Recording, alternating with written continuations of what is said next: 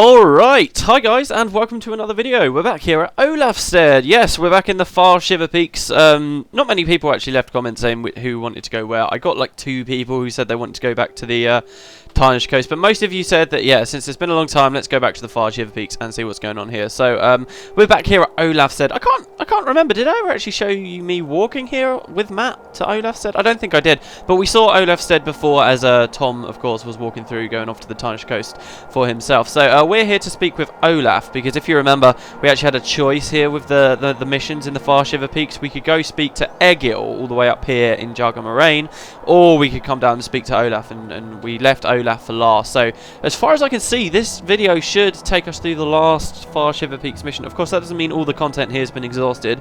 There's actually quite a few Norn quests to see and do around here, a couple that only become accessible after you've spoken to Olaf and done this quest. So that's what the next few videos should be as far as I can see. So but before we start, it has been a long time and it has been my intention to do this for a while.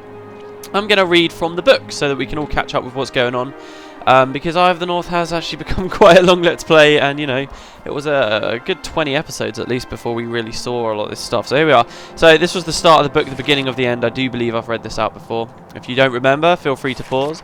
And then we had the bit with the Even Vanguard. These pages are actually filled in, but only Peter's filled them in, so we'll read these later to recap later. But however, we have filled these ones in to do with Jorah and Ogden and so forth. So, Northern Allies. Ogden feels our best course for survival is rallying allies against the destroyers. After being chased from the depths, I can see his point. Precious few dwarves and humans live in this land, and the few who do aren't here to hunt monsters. The largest group of natives in the mountains are the Norn, a proud, independent race of huge, shape-changing warriors. Shape-changing? Why did they write shape-changing? My initial thought was to go to shape-shifting. Shape-changing? I've never heard that term before. Anyway, the first Norn we met, Jorah, was friendlier than most, but she has lost her ability to become the bear. Because she can't change her shape, she has little status among her people, but she may be our best hope for convincing the Norn that the destroyers are a threat. Ogden certainly hopes so. So that was what we initially wrote in here. And then we helped out Jorah. So Jorah was cursed when she entered a taboo area. She lost her shape-changing ability while her brother transformed into the monstrous Norn bear. With our aid, Jorah confronted and defeated her brother. To show her gratitude, she has joined our group. Ogden is now searching for Olaf Olafsson and other powerful Norn who can aid us in our quest. Jorah must seek out Egil Fireteller, an elder Norn who can teach her how to regain her honour. I think we can do both, though Ogden grows more frustrated by the day. Okay, so we're only just seeing what happens with Ogden coming to try and speak to Olaf, but we already went to see Egil. Under Egil's guidance, Jorah sought to redeem her honour and her name by retaking her hearthstead. Jorah's family home had been overrun by marauding Char from the south, who left it destroyed and abandoned. We dealt with the Char through the blessing of the Bear Spirit, a holy guardian of Jorah's people. Despite this, Ogden is sorely disappointed. He had hoped that by helping Jorah, we would recruit other Norn to our cause, but evidently that is not the Norn way. Jorah will speak to her fellow warriors, but they will all make their own decisions. Right, okay, so... But I guess Ogden... I think the idea is we were actually supposed to do this mission before this mission, but it's not a massive deal. But I guess even though Ogden's feeling a little bit frustrated, we're going to come and speak to Olaf, who has a lot of credibility amongst the Norn, because of course Jorah didn't, but Olaf does have a lot of credibility. Hopefully by getting him in our good books, Ogden can get his army of Norn. Let's see what happens. Who goes? So hello Olaf, allies, surely you jest, but since Jorah speaks well of you, I'll give you a chance. Meet me outside the Shrine of the Raven Spirit and we will discuss matters further. We'll be there, Norn. I think he's got some cool stuff to say to us. Here's a bit of advice, never interrupt 2 Norn in a discussion. An errant backhand comment might knock you right off your feet. Yes, okay. Vision of the Raven Spirit. We'll take up this matter at the Shrine of the Raven. So, I mentioned it before, basically all 3 of these missions, there are 3 different things, 3 different form skills essentially. You don't actually transform, but you know, we've seen the wolf, we've seen the bear, and in this mission we will see the raven, which is the 3rd one. There are more that the Norn worship, but these are the ones we see. The description for Olafstead, did I ever read it or did I leave it till now? Home of Olaf Olafsson, the 7th Olaf in his family line. This squat hilltop fort overlooks Varahar Fells. The grass-covered keep is a haven for Norn hunters to rest between battles and tell tales by the fireside. Olaf is also the reigning champion of the great Norn Aelmut, and his notoriety draws younger Norn to his fireside to hear stories of his almighty battles. Okay, so yeah, Olaf's just basically a pretty hardcore Norn. There are some other guys here, but basically these were added, particularly this guy here, for stuff in Guild Wars Beyond, but we can speak to them now. Creating a piece of armor is nothing. Crafting something that will stand against time and combat is true mastery. You notice that speaking to this guy, I've just realised this actually, he doesn't actually have a default Norn intro dialogue. I think that must just because he was added later and the live team was so much smaller then and they might have just overlooked it. But yeah, there we go. Okay, so we see what happened. I really have got no worries now. I'm actually really happy. Obviously we did the Underworld and the Fissure of Woe on that, so I'm just going to be using this team here. I can't be bothered to swap people out. Actually, maybe I should swap people out. We should at least have Vec and Ogden with us, shouldn't we? So let's do that. Alright, there we go. So, yeah, I'll leave these heroes in. Basically, Gwen's going to be joining us, and a couple of the Nightfall people, who, you know, I did say originally that the Nightfall people, the story of them is, Razza, it's not clear. Most of the Nightfall heroes have got continued stories, and the idea is that they just stayed in Alona and started doing whatever they wanted. A few, like, the henchman, for instance, Harta, obviously, she was from Nightfall. She's not a hero, but she decided to come here. But people like Razza, you know, where there wasn't that much written about them, it's just kind of, oh, they travelled with the hero and learnt about the world. You know, Razza could feasibly, if we're going to talk about it, the actual story of the game, Razza could very well have come here, so let's just say that. But yeah, the other person really that's here is Elias and Gwen, and of course it's not too bad. But yeah, so basically using these guys is just a massive help to me because I just do not have to worry about anything. We should just be able to go through everything as easily as we possibly can. So our goal actually is up here in this corner of the lake. By doing this quest that I've got active with me right now, it actually removes a lot of the imps and stuff that tend to appear around the water and the elementals. This place is actually a bit of a pain in the arse. It's one of those areas that's just completely full constantly of enemies, and it's just kind of irritating. But using this quest, actually a lot of them get removed, which is very, very good if you ask me, because it would be a massive... Like, there's even an imp boss up here that gets removed. I mean, if he was still here, you'll see what happens in the quest. It would just be such a pain in the arse. So yeah, that's where we're headed off to.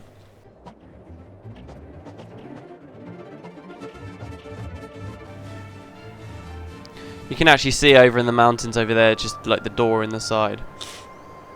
And that's because we can go underneath these mountains. Yeah, this mission, once again, is going to be another one that's... It is a mission, but it takes place in a dungeon environment. In Raven's Point, I think the dungeon's actually called. God, I just did all that talking about how all of the imps have been removed, and yet here are even more. They only do 3 damage with a Mind Freeze, though. That's pretty amazing. Oh, man, I love Soul Twisting Ritualists. Seriously, they're just amazing. I never used to use them that much. I always used to opt for an Ether Renewal, like healer, like with Infuse and stuff. But man, just even if you're using minions, I would say still always go for the Soul Twister, because they're just so good. Since I completed Underworld and Fissure of Woe using it, I've just had a massive boost in appreciation for how decent these things actually are. Anyway, here we go. So here's Olaf, and he's got some Norn guards with him, quite a few, and Olrun Ulfadottir, who is a woman Norn, who's actually pretty cool. She's actually quite short as well. What does she say? Why are you here? She says, none shall pass. Okay. What do the guards say? Do they say anything interesting? Probably not. Are you hunting something? Conflict and life are one and the same. Alright, okay, so Olaf, what you got what's going on? Why have we come all the way out here? Here's a bit of advice, blah blah blah. If you're in need of allies, then perhaps the wisdom of Raven can help you. Are you ready to discuss? Why don't I like the fact that that's in inverted quotes? Okay, I'm always ready to talk. Oh, wait, was the decline dialogue basically what I just said? Yeah, and we all know what the Norn are like. Come on, the Norn love to fight. They prove who's worthy through combat. So yeah, this is just the same as killing people that we, or challenging and fighting people that we want bounties from. We're just going to take them out. Thankfully, they all balled around me and didn't realise that dervishes kick ass when people ball around you. So there you go. By Raven's Wings, what sort of beasts are these? Oh no, our fight's been interrupted by the destroyers. Yay for that. Yeah, lots of destroyers around now. I'm going to spread out. And yeah, this quest takes a bit of a turn for the worse. It's weird with the Norn, because they talk about how, like, the Norn, when they're fighting, they're very quick to anger, but then they're also very quick to be your friend again. So when you're fighting the Norn, I'm not quite sure whether the idea is they're really pissed off with you and really, really angry and completely ruthless while they're fighting, or whether it's a bit sort of these little duels they do, or whether it's just a bit more lighthearted and, you know, you smack them down to near death and then they just laugh it off and say, oh yeah, you're quite strong, awesome, okay. Oh, there you go, look, I just got a vial of dye pink drop. Now, pink dye you can only get at a certain time of the year, which is on at the moment. There's an event, basically. It started off, and it basically still is, a community-run event called Pink Day in LA. LA meaning Lion's Arch. Oh, I'll talk about that in a bit. Here's a cutscene. Sign of the Raven.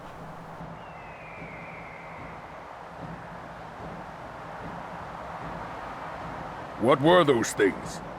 They're called destroyers. They're the threat we have warned you about. This is the North. Threats are an everyday part of life here. I'm afraid this is more than just a passing threat. What do you mean, Vec? Given their numbers, I think there's an active gate nearby. One that links back to the central transfer chamber. Which has been captured by the destroyers. Precisely. Which means all the Norn lands will be overrun. Unless we do something. Bah! If they show up at my doorstep, I'll greet them with an axe. My friends mean to say that these destroyers make for a challenging hunt. A hunt? So why didn't they say so? Come, let's take the fight to them then. Oh, so easy to manipulate the Norn. Okay, right, so they're going to help us fight the Destroyers and this potential nest. Yeah, this Vial of Pink Dye, basically, it's a community-run event that happened, I think, from the first year that Guild Wars was out. Basically, it was just to raise awareness for breast cancer and get a little bit of money towards it as well. And last year was the first year they did it, I think. Arenanet actually basically stepped forward and said, this is awesome what you guys are doing. And they actually added in-game support for this community-run event. Basically, they added a dye trader who would offer people pink dye, which was something that you couldn't ever buy just straight up in a vial like this. So I've actually got a stack because I thought it was only going to happen like the 1 year. So I went to Pink Day in LA last year and got crap loads of pink dye. And this year you can actually get it as drops as well, which is pretty cool. This is just called Pink Vial of Dye Pink. But I think that the stuff you could have got last year from the specific trader is actually got a different name. It's like, I can't remember what her name is, but it says something like it's Rosetta's Pink Dye or something. But yeah, there you go. That's and so Pink Day in LA. I think it was last night actually it happened, but obviously in game the drops are still happening. But there you go. It's kind of like Easter, you know. Easter's really only one day, but it will go on all weekend. So that's that. And let's speak to Olaf. Are you hunting something? More destroyers await in the cave. Let's take the fight to them. My daughter will stand guard here. The rest of you should speak to me when you are ready to enter the shrine. These destroyers had better be worth the trouble. Yeah, they are. Trust me. We're actually doing you a massive favour here. Do not underestimate the destroyers. Here's a bit of advice, blah, blah, blah. I'm ready to journey to the Raven Shrine. So, are you ready to hunt down those destroyers? I hope they live up to their vicious reputation. Oh, they will. Let me at them. The decline there was just, I'm scared. Of course I'm not scared. Ridiculous. Alright, so this is a gate too far. The last Norn mission. It's one of those missions for a long time I used to get really kind of annoyed about when I'd be speed booking or something, because I always used to think, oh, this one's so long and annoying, for God's sake, this is just a really annoying thing. But actually, and I'm not saying I'm that good at it, but when you do learn what you can dodge and what groups can be skipped and stuff, this quest is actually can be very short, this mission, if you sort of know what you can run past, because there's a lot of situations. Basically what's going to be happening here is at the start we'll just kill the sort of neutral, shall we say. They're not really neutral, but just these regular enemies. And then the destroyers will basically start bursting in and doing all kinds of stuff. And from that point onwards, all the existing stuff that was in the dungeon is actually going to start fighting the destroyers, because the destroyers, they hate everything, right? So what will actually happen is we'll be running around it, and you can take advantage of the fact everyone's busy trying to kill each other. So, I mean, if you just spend the whole time staring at your compass and just killing all the red dots, you might not realise that it's actually quite easy to run through the red dots because they're fighting each other, so... It's actually quite a cool dungeon as well. It's, you know, traditional, like, fantasy or RPG dungeons. I always like to think, you know, that they always tend to be like labyrinths, but you never really got that in Eye of the North. They were always just sort of very linear. Oh, we'll go here, now you're down a floor, now go here, now you're down a floor. And there were never that many branches you could go down. However, this one at Raven's Point is actually really kind of labyrinthish. When you actually come back as a dungeon, there's some really cool mechanics with like opening certain doors and all kinds of stuff. It's a little bit like this one up here as well that I showed you before at the top of Drakar Lake there. I still can't pronounce that. Sepulchre of Dragomir. Well, that one as well is pretty much the same. So I always kind of like this one. But yeah, so basically our first objective is to come up here, where we're going to be going to the Raven Shrine and hopefully getting some help against the destroyers, who so far don't seem to be about. Actually, hold on. I just mentioned the place of Dragomir. Is this actually the same? I think it is the exact same layout, isn't it? Like, at least the first floor is. It's very similar. Anyway, we're going to come back here. Some people on this quest will tell you to sort of come directly up and then like move along like that and go up. I always come up this way because once we're done here, we're going to have to walk back. So if you go the way I just went, that stops you having to kill all the extra stuff there, which is always nice. And you can ignore those as well, of course. So anyway, here's the door. The Norn gonna open it for me? Oh, I love the look of the Norn just running around in their bear form. Oh, how I wish I could have a bear form in Guild Wars 1. The Shrine of the Raven Spirit imbues you with its blessing. This magic will help you in your hunt. Invoke the power and Raven shall protect you. So we come into this very cool looking room here.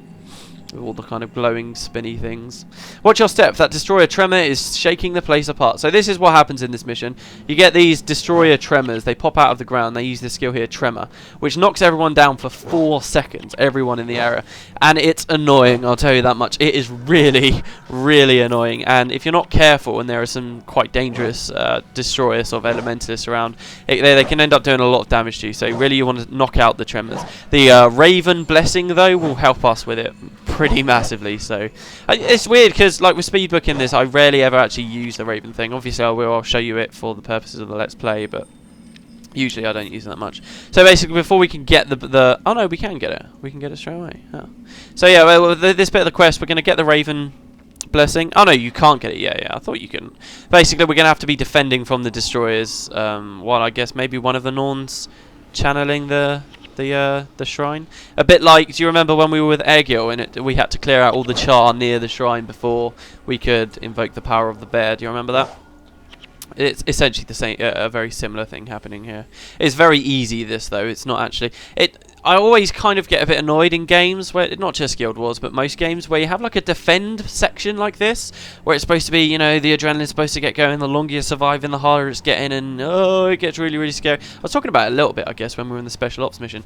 So it always annoys me when they do like a defend section, but it's retardedly easy, and you just stand around just literally going to where you know they're going to spawn. Like the next group's going to spawn over in that corner, and usually you've killed these things so quickly you just walk over to that corner straight away. And when it's this easy, it's annoying because it feels too much like they're just artificially making the content longer, which is just annoying. You know, the game's not that I'll admit Guild Wars is not too bad at that at all, but it's just one of those little things, and this is like one of those situations for me where it's like, come on, just will you please just let them all spawn? Like, I would be more than happy to have a harder mission where they all spawn faster, or they spawn regardless of, as I said before, whether you'd killed the initial groups, which I think might be the case here. It's just that they spawn so slowly. I'd be much happier to have that than just be standing around, because then at least you're having fun where you're under pressure, you know, and you're not just sitting around waiting for ages. So we go. We've received a morale boost, and we can receive the blessing, and it's now glowing. I wonder what that mark actually means. Is that like Norn marking? I don't know. Alright. So, we get the Raven Blessing. You take on the aspect of the Raven. And then that describes all of the game mechanics that go with it. I don't know what I want to... Oh god, we don't have Corey with us. Whoops. Oh, that's because I've still got the Underworld build on. I'll change that for next video. Oh my god, I'm sorry guys. Alright, well we'll get rid of... Pain Invert? No, I quite like... No, yeah, we'll get rid of Pain Invert. Okay, and these guys are all speaking. So, Olaf says, by the Great North Wind, that was a battle. Thank you for your help. Raven's Shrine is now secure. Our pleasure. Now do you see these destroyers threaten all of us, says Ogden. Olaf says, they fight with the strength of 10 bears. They may just be worthy opponents of a Norn. Vex says, enough idle chatter. We need to find the gate post-haste. If you're finished slapping each other on your furry backs, perhaps someone could point me in the right direction. You have the patience of a badger, small one. The object you call a gate... You have the patience of a badger. Wow, brilliant. The object you call a gate is at the heart of the temple. Follow the stench of these destroyers to it. Sweet.